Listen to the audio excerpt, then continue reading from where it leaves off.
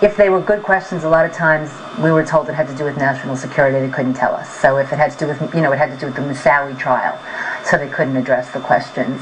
And to get the standard polito-speak from everyone at these meetings was frustrating. And inevitably, someone would start banging the table. Someone would raise their voice. And I truly lost my temper. I just said, what is this crap that you're talking about? And we brought up the put options. Federal officials have begun a major investigation into whether someone, or many people, benefited financially from the evil done to the country last Tuesday.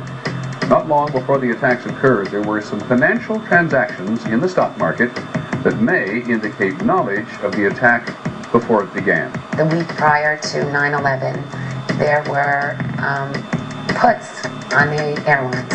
And it wasn't just all the airlines, it was on American and United, which meant you were betting that those airlines' stock prices would go down. The trades are called puts, and they involved at least 450,000 shares of American.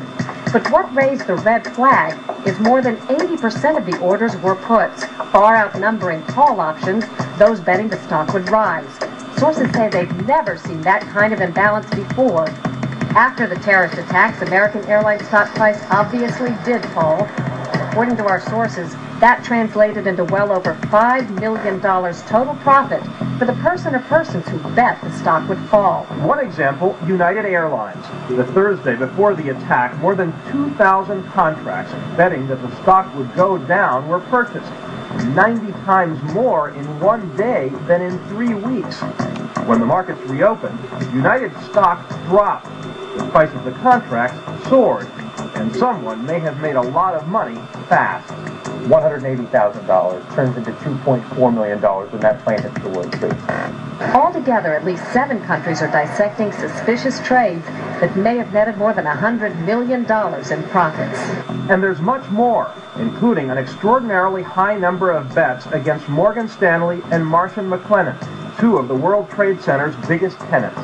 Merrill Lynch was involved, and I said, Merrill Lynch's stock was 48 the day before 9/11, and I said the next day it was down to 41. This is kind of fishy. I said, suddenly, you have these 2 major airlines, and their stock go down, they go down tremendously, and somebody's making lots of money off of 9/11.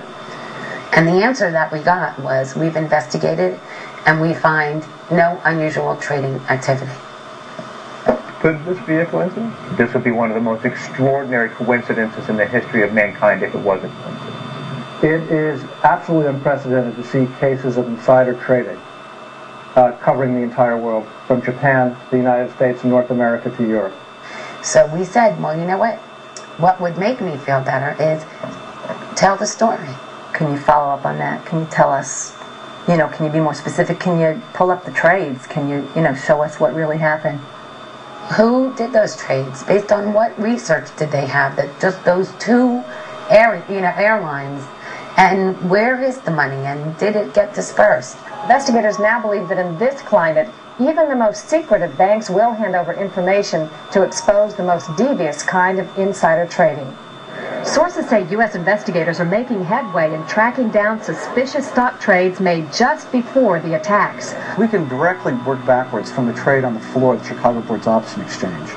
That trader is linked to a brokerage firm. That brokerage firm received the order to buy that put option from either someone within their own brokerage firm speculating or from one of their customers. Do we know who performed those trades? Yes. Can we have that information? No. And he said, well, this is disinformation. I said, what are you talking about, disinformation? We know this happened. And then he just drops it, just like that. Well, you're asking me to go on faith that, that's the truth. Hard to go on faith when I feel that I've been failed and not told the truth. They weren't really forthcoming and truthful with us. And you'd leave there as frustrated as you left every other meeting. And, this was meeting after meeting, it didn't matter with who.